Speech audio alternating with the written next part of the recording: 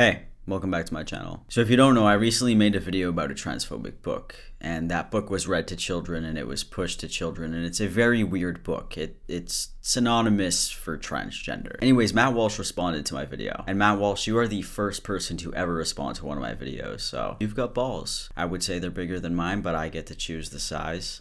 So anyways, if you want to check out the original video, it's called Transphobic Children's Book Just Dropped. I'll link it in the description. Just a little background, if you don't know what the book is about, it says Johnny is a little boy with a big imagination. One day he pretends to be a big scary dinosaur. The next day he's a knight in shining armor or a playful puppy. But when the internet people find out Johnny likes to make believe, he's forced to make a decision between the little boy he is and the things he pretends to be.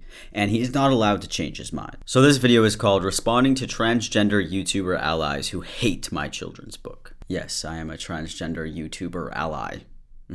So without further ado, let's see what our boy Matt has to say. The book does not hate on trans kids, primarily because there's no such thing as trans kids. My favorite thing about transphobes is they say that we don't exist. I was a trans kid. I existed. And I exist right now. Look at me. I'm not Santa Claus. You can't choose to believe in me or not. I was with your mom last weekend. She knows that I exist. She knows very, very well that I exist. My issue is with the adults who have invented the category of trans kids.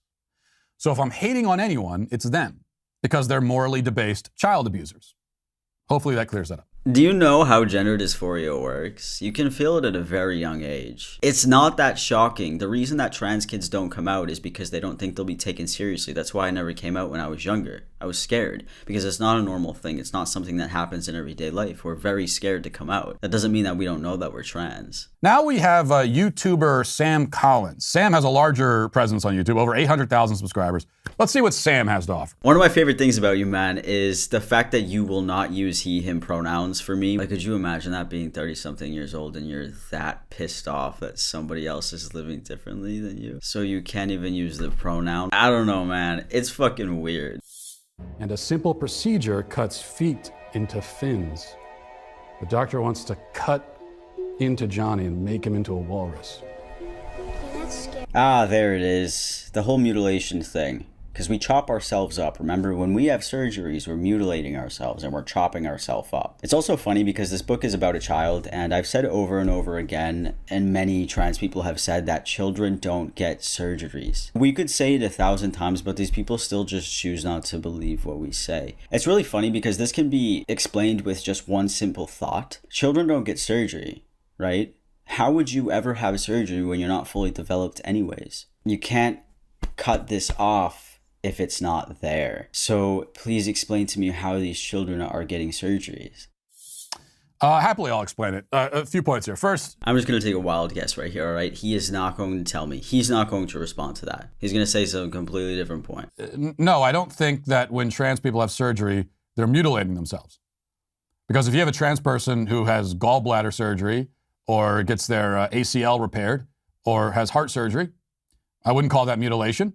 Okay, we're talking about sexual reassignment surgery here, SRS. We're not talking about me getting my appendix removed and I'm also trans. You're avoiding the question. Surgeries that are meant to treat medical issues are not mutilation, no matter who's getting them. But a surgery that destroys a healthy body part or that slices open a healthy organ and flips it inside out is mutilation, no matter who's getting it. By definition, that's mutilation. Now, if you don't believe me, let's go to the dictionary. Mutilation, here's the definition.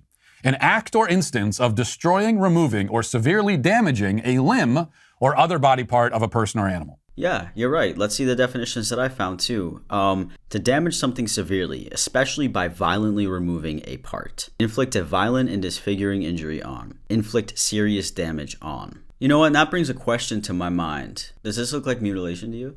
Anything in this photo that suggests that it has been a violent removal of a body part? I mean, I could use the same analogy, like we get our wisdom teeth removed, right? Sometimes they're just sitting there, they're not doing anything, but people encourage us to remove them. So is that mutilation? People get all kinds of surgeries because they want to do it. It's not mutilation. They're just getting the surgeries they want to get because it makes them feel better. Why are you so worried about that? Like, do you have nothing else to worry about in your life? That's so weird, man. So what happens to the penis during a sex change surgery? What happens to a woman's breasts during top surgery? These parts of the body are either removed or destroyed. All right, that's a little dramatic. Like, my chest was destroyed? Okay, maybe the fat got destroyed that was taken out of my chest. But who cares? Why do you care? They are, by definition, mutilated. There's no denying this. Now, as for the claim that children don't get these procedures, that is, for one thing, a lie. Minor girls do, in fact, have their breasts removed. Very common. This is the thing with this guy. Can you show me any statistical evidence that's backing up your claims? Because you say that you want us to do it, but then you don't do it. And then you also create your own definitions about words. And then I'll look them up, and then they're different from what you said. I mean, except for mutilation, you did nail that one down. But everything else, I don't know what you're doing. Do you have your own Matt Walsh dictionary? You just create words in their own definitions. There's places where you can get top surgery with parents consenting, with therapist letters, and with doctor's letters. Yes, you can do that. You can also do that with multiple other surgeries when you're a minor. And you're still not hitting my point because I'm talking about kids. We're talking about 5-year-olds. The kid in your book looks like he's 5 years old. You read to kids who are like 5 years old. That's who we're talking about. They don't get surgeries. They also don't get hormone blockers. You seriously impact people's lives by spreading shit like this, because then they spread shit like this. And it's like, can you just let people live their life? Like, why do you care so much? It's so fucking weird. Are your kids going through this? No? Then shut the fuck up. Like, other kids are going to go through this. There are billions and billions of people in the world. They're not going to think like you. They're not going to be like you. There's different things about them that are not like you. And like, why can't you just live with that fact? It's just so fucking weird to me. It's disgusting, because I just want to live my life and make money and go fucking sailing on a boat. I don't know. And you don't want me to do that. For what? For what reason? Like, you don't want me to go have fun on the boat with my shirt off because you think that my surgery is wrong. Like, what the fuck are you doing with your time? Minor boys have even had their penises mutilated. That also happens. But even if that weren't happening, still, children are being conditioned to make those choices, quote unquote, later on in life. They're being put on that path, even though they don't understand the path they're on. Yeah, I'll take things that never happened for 200, please. Are you saying that parents force their kids into transition? What parent is going to force their child to transition? You can't even do that anyways. The kid has to talk to doctors and therapists. And if they say, I don't feel like that, and my parents are pushing it on me, the therapist or the doctor would say, okay, yeah, that's fucked up, so this isn't happening. Like, what are you even talking about? Like, you're making up your own scenario, and people believe it. And even if most boys aren't being physically altered through surgery, they are being given puberty blockers like Lupron, which is chemical castration. The same drug used to chemically castrate sex offenders. So your argument, Sam, is that the boys aren't being surgically castrated, they're just being chemically castrated. No, Matt, that wasn't my argument. You said that children are getting surgeries. It was implied in your book. And then I asked you, how are children getting these surgeries? Please enlighten me. And then you didn't answer my question. You talked about Lupron, which is a hormone blocker. I wasn't talking about that. Your book implies that children who are simply unable to give consent are giving consent to have surgeries and all that stuff, and that just doesn't happen. Like, it's just a thing that you can admit that doesn't happen. Hormone blockers do happen as you get older.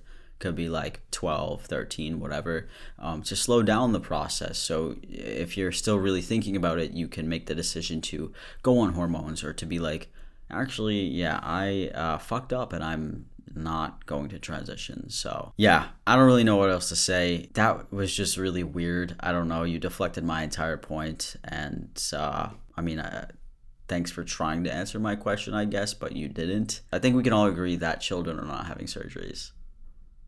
Yeah.